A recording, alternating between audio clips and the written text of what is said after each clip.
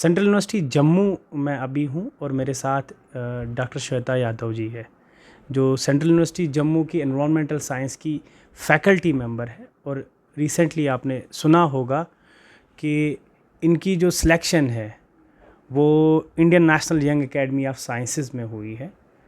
तो 5 साल का टेन्योर रहता है इसका, यानी 5 साल के लिए परमानेंटली अब ये उसके मेंबर बन चुके हैं। और दूसरी बात आपके लिए ये बता दूं कि she is now the only female, first female मैं कहूँगा, फ्रॉम जम्मू, जो इसमें सेलेक्ट हो गई है। तो सबसे पहले मैम आपका बहुत बहुत शुक्रिया, और दूसरी बात आपको हमारी तरफ से मुबारकबाद। और तीसरी बात मेरा सवाल होगा आपसे कि what this इन्यास is all about, ये इन्यास है क्या, इसका रोल क्या है, और कैसे आपकी सिलेक्शन हुई, कैसे अप्लाई किया, what's the process? Okay. So first of all, thank you so very much. I am very thankful to the Straight Line News, and thanks to you for reaching out to me. And I am very happy that you want to know about it. You want to spread the word about INEAS. So basically, Indian National Young Academy of Sciences is the only recognized academy of young scientists in India, and it is recognized by INSA, Indian National Science Academy, New Delhi. Okay. So in this time 27 new members have been inducted from all over India. पूरे India से 27 member, पूरे India से 27 member induct हुए हैं यहाँ पर। और इसका जो प्रोसेस होता है, ये हर साल मेंबरशिप के लिए एक एनुअल, जैसे किसी भी फेलोशिप के लिए होता है, ऐसे ही इसमें भी फॉर्म्स निकलते हैं, और उसके बाद we have to fill it and then we have to submit it, and after that there is a selection process of INEAS. And as they say that it is a very competitive selection process and the success rate remains less than 10%. Okay. So after that they announce the INEAS members after the screening and whatever their internal processes, like for any other fellowship or recognition. So basically it is a recognition by Indian National Science Academy. तो इस बार जम्मू कश्मीर से, अब जम्मू की ही बात नहीं कर रहा हूँ, पूरे जम्मू कश्मीर से हमारी इस यूटी से कितनी सिलेक्शंस हुई है इसमें? इस बार हमारे यूटी से 3 सिलेक्शन हुई है। अच्छा, जम्मू से कितनी है? जम्मू से आप? जम्मू से मैं हूँ, और एक हमारे फ्रेंड है डॉक्टर जयराम, IIT जम्मू से। He has also been inducted this year only. तो इंडक्शन के बाद इन मेंबर्स का रोल क्या रहता है? सो बेसिकली इन्यास का जो रोल है वो है to promote science outreach activities. So they say no like pioneering and promoting and propagating, right? Okay. So now these INEAS members are there in this J&K region. So also INEAS recognition is given to people all over India. So they try to have a good geographical representation, a good gender ratio. So now it is very, very pertinent for our UT of J&K. Like now 3 members are here, and we 3 are in continuous dialogue and deliberation with each other, and we are discussing how to promote science outreach activities, research activities in J&K. So INEAS has a mandate that whatever program you are doing, आपको INEAS members को भी involve करना चाहिए. जो भी अब जैसे J&K reason के INEAS members हैं, वो आपस में बात करें. उसके बाद जो ऑल ओवर इंडिया के INEAS मेंबर्स हैं, they are so humble and kind. तो अभी हमारा जो इसका फॉर्मल इंडक्शन होता है वो 8th annual general body meeting थी 17 to 19 फरवरी न्यू दिल्ली इंसा में. अच्छा, मुझे बताएं, हैव हर्ड कि you are actually from Uttar Pradesh, और since now you have spended more than I would say now decade, 10 साल आपको यहाँ पे हो गए हो हैं. जाएंगे. हाँ, तो मुझे बताएं कि एक तो प्रेजेंट सिनेरियो क्या है यहाँ पे रिसर्च का, जो आपने एक्सपीरियंस किया. कितना अच्छा एनवायरनमेंट है रिसर्च का, और कितना अच्छा स्कोप फिर रिसर्चर्स को मिलता है, चाहे वो फिर यहाँ स्टेट लेवल पे हो, नेशनल पे या इंटरनेशनल पे. और कौन से नई अपॉर्चुनिटीज़ जो है इस इनिशिएटिव के थ्रू उनको रिसर्च में मिल सकती है? जी, तो सबसे पहले तो प्रेजेंट स्टेटस जो है, तो प्रेजेंट स्टेटस जो रिसर्च का है वो मैं बोलूँगी कि अगर पिछले 10 साल में हम देखें तो हम काफ़ी इम्प्रूव कर गए. चाहे आप अभी सेंट्रल यूनिवर्सिटी ऑफ जम्मू में हैं, आप इंफ्रास्ट्रक्चर देखिए सेंट्रल यूनिवर्सिटी ऑफ जम्मू का, आप इस समय एक परमानेंट कैंपस में बैठे हुए हैं. बिल्कुल. और यहाँ पर आप लेबोरेटरी फैसिलिटीज़ देखिए, सतीश धवन स्पेस सेंटर है हमारे पास, DRDO का सेंटर है. We are having Himalayan aerosol research instrumentation facility also, जिसकी मैं ही कोऑर्डिनेटर हूँ. तो अगर आपको रिसर्च करनी है ठीक है, तो हम सेंट्रल यूनिवर्सिटी ऑफ जम्मू से ही स्टार्ट करते हैं। तो आपके पास फैसिलिटीज़ होनी चाहिए, आपके पास गाइडेंस होनी चाहिए और आपके पास अपॉर्चुनिटीज़ होनी चाहिए। तो basically now we have improved a lot in awareness, but whatever gap is there, because कई बार मुझे ऐसा लगता है, अभी आप देखिए कोई भी रिजल्ट आता है किसी भी फेलोशिप का, उसमें आप देखिए JNK से काफ़ी लोग आएंगे। 10 साल पहले ऐसा शायद नहीं होता था, लेकिन अभी ऐसा हो रहा है क्योंकि अवेयरनेस बढ़ रही है और इन्यास का रोल इसमें बहुत बड़ा रहेगा, क्योंकि हम लोग सब इन्यास के मेंबर मिलके, हमारे प्रोफेसर राजेंद्र ढाका इसके चेयर हैं इन्यास के, who is associate professor in IIT Delhi. So basically इन्यास का मैंडेट ही ये है कि जो नॉलेज गैप है हम उसको फिल करें। जो फ्लैगशिप इवेंट्स हैं हमारे, सबसे पहले मैं एक फ्लैगशिप इवेंट है जो हम फॉर्मली भी अनाउंस करने वाले कर चुके हैं ट्विटर पे, प्रयोजन। क्या ये सारे साइंस के प्रमोशन के लिए है या रिसर्च की प्रमोशन के लिए, अवेयरनेस के लिए? ये जो फ्लैगशिप प्रोग्राम्स आपके, मैं तो पढ़ रहा था, you are part of them, तो कौन से फ्लैगशिप प्रोग्राम्स है पर्टिकुलरली जो जम्मू कश्मीर के? मैं तो इस स्टेट का वासी हूँ, इस स्टेट के लोग आपको सुनेंगे।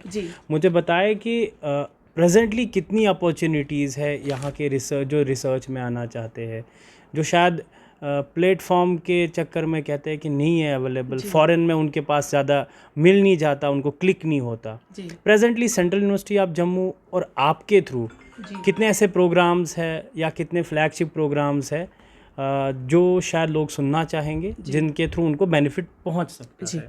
तो सबसे पहले ये जो प्रोग्राम है प्रयोजन, ये एक बहुत ही अलग तरह का प्रोग्राम है और ये अभी 22 से 23 अप्रैल 2023 को होने वाला है। तो ये एक फ्लैगशिप इवेंट है इसका, इन्यास का। तो बेसिकली ये है promotion of research, academia, industry awareness के लिए, क्योंकि कई बार आप देखेंगे कि जब हम PhD कर रहे होते हैं, रिसर्च स्कॉलर्स हैं हमारे, या तो हम PhD कर चुके होते हैं, तो एक ब्लॉकेज सा आ जाता है सामने हमारे, और हम बस ये देखते हैं कि हमारे स्टेट का कब निकलेगा असिस्टेंट प्रोफेसरशिप के लिए, या तो हम क्या करें, what is next. So basically ये जो प्रयोजन फ्लैगशिप इवेंट है, इसमें हम डिफरेंट एस्पेक्ट्स पे बात करेंगे, जैसे कि ग्रांट राइटिंग, क्योंकि आपको रिसर्च करनी है तो आपको फंडिंग चाहिए, ठीक है ना, आपको कैसे प्रपोजल लिखना है, या तो अगर आप कोई पोस्ट डॉक्टरल अपॉर्चुनिटी को अवेल करना चाहते हैं, तो इस फ्लैगशिप इवेंट में हम बात करते हैं कैसे हम ग्रांट राइटिंग करें, कौन कौन सी अपॉर्चुनिटीज़ हैं इसमें। जो पुराने फेलोशिप रिसिपेंट्स हैं, जैसे मैं भी एक फुलब्राइट कलाम क्लाइमेट फेलोशिप रिसिपेंट हूँ, तो इसी तरह से जो इन्यास मेंबर्स भी बहुत सारे हैं। उसके अलावा हम उन स्पीकर्स को बुलाते हैं ऑल ओवर इंडिया से, अब्रॉड से भी, जो already they are having some fellowship, तो वो अपना एक्सपीरियंस बताते हैं। और उसके अलावा फिर हम बताते हैं कि इसमें हमारा एक डिफरेंट सेक्शन है इंडस्ट्री और एकेडमिया के लिए, कि इंडस्ट्री में आपका क्या स्कोप है, आपने जो रिसर्च करी है। तो बेसिकली 2 days का ये एक ऑनलाइन इवेंट होता है। अच्छा, ये ऑनलाइन वर्चुअल बेस पे है? It is a virtual event. So इसका मोटो है वर्चुअल इवेंट बनाने के लिए कि जिससे हम ज़्यादा से ज़्यादा लोगों को तक पहुंच सकें और ज़्यादा से ज़्यादा लोग उसको अवेल कर सकें। और ये जो 2 days का फ्लैगशिप इवेंट है, इसका कोई रिकॉर्डिंग या तो बाद में कोई सर्कुलेशन नहीं होता है। ये जो एरोसोल रिसर्च ग्रुप है, जिसको शायद खुद आप हेड कर रहे हो यहाँ सेंट्रल यूनिवर्सिटी जम्मू में, इसमें कौन कौन सी अपॉर्चुनिटीज़ बच्चों के लिए है, और उन बच्चों के लिए जो अभी जम्मू कश्मीर की डिफरेंट यूनिवर्सिटीज़ में रिसर्च प्रोजेक्ट्स में हैं या जाना चाहते हैं रिसर्च प्रोजेक्ट्स में? तो एरोसोल की अगर आप बात करें तो aerosol is my field of research. मैंने PhD करी JNU से एटमॉस्फेरिक एरोसोल्स के ऊपर, और उसके बाद मैं लगातार हिमालयन रीजन में रिसर्च कर रही हूँ। और एरोसोल की अगर हम बात करें तो उसकी इम्प्लीकेशंस जो हैं वो 2 ब्रॉड इम्प्लीकेशन होती हैं। आप अक्सर सुनते होंगे PM10, PM 2.5 पोल्यूशन हो गया दिल्ली में, यहाँ पर, ठीक है, और यहाँ तो पे भी बढ़ रहा है जी। तो ये एटमॉस्फेरिक एरोसोल्स की ही एक टर्मिनोलॉजी है कि सिंपल है कि अगर 10 माइक्रोन या तो उससे छोटा पार्टिकल है तो वो PM10 है, 2.5 माइक्रोन या तो उससे छोटा पार्टिकल है तो वो PM 2.5 है। तो जनरली हम, एक ज़माना होता था हम ज़्यादा PM10 की बात करते थे, but now international as well as national standards have move to PM 2.5। PM 2.5 as the name suggest, क्योंकि वो फाइन पार्टिकल्स होते हैं, they can go deep and they can create more human health problems. Sorry to interrupt you. What's the climate condition here? आपको यहाँ की हवा कैसे लग रही है? How polluted it is? So I won't say that we are at present in the polluted sector, but we really need thing at Okay. Present, right. तो scope बहुत अच्छा है इस चीज़ में। तो मैं फिर यही बच्चों बताने का। की कोशिश कर रही थी कि हम जब एरोसोल की बात करते हैं तो आप एरोसोल को पढ़कर ह्यूमन हेल्थ इम्प्लीकेशन पे भी काम कर सकते हैं, हाँ, आप एग्रीकल्चर पे भी काम कर सकते हैं, क्योंकि एरोसोल का एक कंपोनेंट होता है बायो एरोसोल। वो बड़ा इंपॉर्टेंट है कि जैसे वायरस है, बैक्टीरिया है, वो एरोसोल बिल्कुल, के साथ कनेक्ट होता है, तो बिल्कुल। वो कैसे हवा में सर्कुलेट कर रहा है उसके ऊपर हम स्टडी कर सकते हैं। उसके बाद बड़ा इंपॉर्टेंट एक इम्प्लीकेशन है क्लाइमेट। तो अच्छा। बहुत कम लोग ये जानते हैं कि एरोसोल जो है वो सिर्फ एक पोल्यूटेंट नहीं है, वो पोल्यूटेंट तो जब है जब वो किसी एक पर्टिकुलर स्टैंडर्ड को एक्सीड कर गया। ठीक। लेकिन इन जनरल हमारी एयर में, एटमॉस्फेयर में हमेशा पार्टिकल्स होते हैं, एरोसोल हमेशा होता है। मतलब इसमें मैं जहाँ तक समझ पा रहा हूँ, जी। क्योंकि साइंटिफिकली तो आप ज़्यादा एक्सप्लेन कर सकते हो कि बायोलॉजिकल साइंसेस से जो बच्चे रिलेटेड है, उससे रिलेटेड है, उनके पास भी एक स्कोप है इसमें जाने का, बिल्कुल। क्योंकि since the bio is involve, life is involve in it. Exactly अगर आप स्कोप ऑफ इंटरडिसिप्लिनरी रिसर्च की बात करें तो अभी हमने एक विंटर स्कूल ऑर्गेनाइज किया था, 6 days का बड़ा इंटेंसिव ट्रेनिंग प्रोग्राम था हमारा। I was convening that and honourable LG sir Manoj Sinha ji inaugurated that, and हमारे चीफ सेक्रेटरी साहब भी आए उसमें, मेहता सर, और प्रिंसिपल सेक्रेटरी श्री धीरज जी भी थे, और नेशनल कोऑर्डिनेटर जो हैं हमारे इस नेशनल क्लीन एयर प्रोग्राम के, नेशनल नॉलेज नेटवर्क के, professor SN Tripathi IIT Kanpur से, वो भी इनाग्रल में आए। और उसके बाद हर दिन हमने एक अलग अलग कंपोनेंट पे बात करी। तो हमने इस विंटर स्कूल के दौरान स्कोप ऑफ इंटरडिसिप्लिनरी रिसर्च के ऊपर भी काफ़ी बात करी, जिसमें काफ़ी सेंट्रल यूनिवर्सिटी ऑफ जम्मू के फैकल्टी ने भी अपने व्यूज़ शेयर किए। तो इसलिए एरोसोल्स की हम बात करें तो जैसे मैं क्लाइमेट के ऊपर आ रही थी, मैं इसलिए क्लाइमेट के ऊपर आ रही थी क्योंकि जब PhD से एरोसोल के ऊपर काम शुरू किया तो ज़्यादा केमिकल के ऊपर किया। जब मुझे पोस्ट डॉक्टरेट मिला so that was like a game changer. मुझे समझ में आया कि अच्छा क्लाइमेट की क्या इम्प्लीकेशंस है, पढ़ा था किताब में, लेकिन क्या होता है, तो basically aerosol also act as ice nucleating particle. Ice nucleating particle का मतलब ये है कि 1 मिलियन में से कोई एक पार्टिकल जो है वो INP की तरह काम करेगा, और उसका रोल क्या होगा, प्रेसिपिटेशन को इनिशिएट करना। तो हमने क्लाउड कंडेंसेशन न्यूक्लियाई का नाम सुना है। प्रेसिपिटेशन को इनिशिएट करने वाला पार्टिकल जो होता है वो INP होता है। तो बेसिकली जो क्लाइमेट रिसर्च है, अगर हम बात करें ग्लोबल वार्मिंग की, जैसे हम बात करते हैं, तो एरोसोल कुछ कूलिंग करते हैं, कुछ वार्मिंग करते हैं। तो बेसिकली एरोसोल को समझ के आप बहुत कुछ उसके बारे में समझ सकते हैं, क्लाइमेट से रिलेटेड, ह्यूमन हेल्थ से रिलेटेड। अब हम तो इंडिया में हैं, एग्रीकल्चर हमारा एक बहुत बड़ा फोकस रहता है। तो हमारा अब जैसे अभी हमने एक प्रोजेक्ट किया था IIT मद्रास के साथ, तो हम वहाँ पर देख रहे थे कि जो वीट रस्ट है, तो वो जो हमने गुरदासपुर में भी कुछ कैंपेन किए, तो कैसे कोई डिसीज़ है जो फसल को बर्बाद कर रही है। तो जो आप कह रहे हैं ना scope of interdisciplinary research, atmospheric aerosol के ऊपर आप काम करके काफ़ी इंटरडिसिप्लिनरी रिसर्च को डोमेन को टच कर सकते हैं और उसमें एक्सेल कर सकते हैं, क्योंकि काम कम हुआ है। बहुत ज़बरदस्त। साइंटिफिक और एकेडमिक एस्पेक्ट्स पे बात करें तो मुझे लगता है 1 घंटे 2 घंटे भी कम है। लेकिन लास्ट में पूछना चाहूँगा, जम्मू कश्मीर में 10 साल हुए, यहाँ काम करना अब कैसा लग रहा है आपको? और दूसरा ये कि अब आपसे बात करके बिल्कुल भी नहीं लग रहा कि आप यूपी से है, बिल्कुल साफ लग रहा है कि जैसे जम्मू कश्मीर से ही हो, आपका जन्म भी यहीं पे हुआ है। लेकिन 10 साल यहाँ काम करके कैसा लग रहा है? और दूसरा, फ्यूचर अभी आपको क्या लगता है कि जम्मू कश्मीर में इस फील्ड में रिसर्च का कितना अच्छा स्कोप है फ्यूचर में, और बच्चों के लिए कितनी अच्छी अपॉर्चुनिटी है? सबसे पहली बात तो मुझे बड़ा कंफर्टेबल लगता है यहाँ पे काम करना। पिछले 10 साल में मुझे यहाँ पे हर सेक्टर से एक बहुत अच्छा सपोर्ट मिला। Central university of administration, central university of faculty members, scholars, students, हमारे इतने गर्ल्स स्टूडेंट्स भी आते हैं, हम उनकी काउंसलिंग भी करते हैं। मैं फुलब्राइट कैंपस रिप्रेजेंटेटिव भी हूँ यहाँ पर, तो मैं लोगों को हेल्प करती हूँ कि कैसे फुलब्राइट के लिए आपको अप्लाई करना है। मैं यहाँ पर ऐड करना चाहूँगी कि इस टाइम फुलब्राइट की जो एप्लीकेशंस है वो ओपन है। जो भी फुलब्राइट फेलोशिप्स अप्लाई करना चाहते हैं वो प्लीज़ USIEF की वेबसाइट को लॉगिन करें और उस पर देखें कि क्या क्या अपॉर्चुनिटीज़ है। फुलब्राइट की अपॉर्चुनिटीज़ जो है वो PhD के लिए भी होती है, मास्टर्स के लिए भी होती है, एडमिनिस्ट्रेटर्स के लिए भी होती है, कोई IAS है तो उसके लिए भी है, तो मतलब वाइड है। तो यहाँ पर काम करना मुझे बहुत अच्छा लगता है और बहुत कंफर्टेबल लगता है। Apart from university, outside also, जैसे मेरे नेबर्स हैं, मैं छन्नी हिम्मत में रहती हूँ 10 साल से, तो वहाँ पर मेरे नेबर्स हैं। उसके बाद एडमिनिस्ट्रेशन सपोर्ट है, JK पोल्यूशन कंट्रोल बोर्ड के साथ हम काम करते हैं, पॉलिसी मेकर्स हैं, जो भी यहाँ का पूरा जो एक सर्कल है, I think we make a very good team all together. और हम सब मिलकर एक अच्छी रिसर्च की तरफ बढ़ सकते हैं, जिससे हम अच्छे साइंस क्वेश्चंस का आंसर कर सकते हैं। और अभी हमें एक इंडो स्विस प्रोजेक्ट भी मिला है जो हम पत्नी टॉप में स्टार्ट करने जा रहे हैं। अच्छा, ये कब हो रहा है? ये प्रोजेक्ट अप्रूव हो चुका है। अच्छा, अब काम होना बाकी ये अब अप्रैल से हम इसका एक फॉर्मल इनाग्रेशन करेंगे। तो पत्नी टॉप में अबव 2000 मीटर्स हम मेजरमेंट करेंगे एरोसोल को लेकर, कि कैसे एरोसोल जो है वो क्लाउड फॉर्मेशन में और आइस न्यूक्लिएशन में, प्रेसिपिटेशन में, हाइड्रोलॉजिकल साइकिल में काम करता है।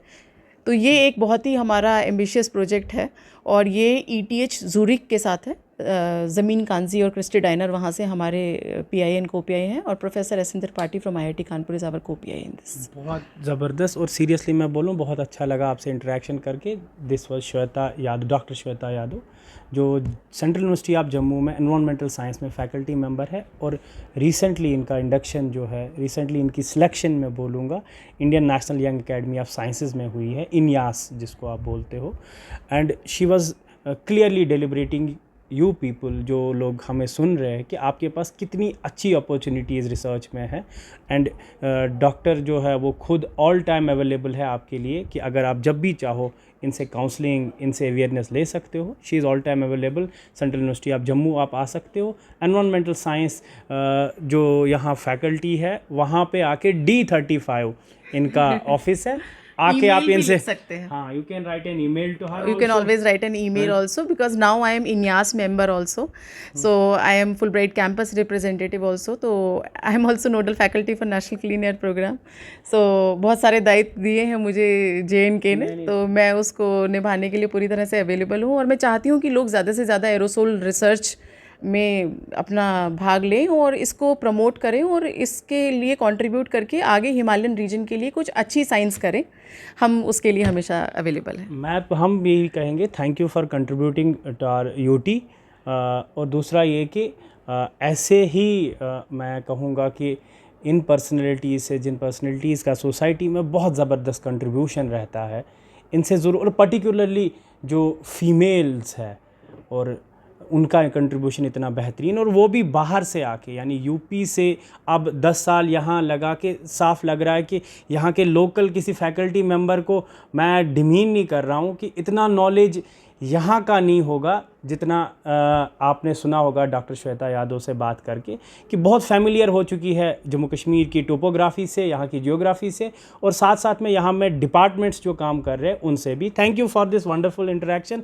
आपकी बात ज़रूर किसी और से करवाएंगे। तब तक के लिए आदाब।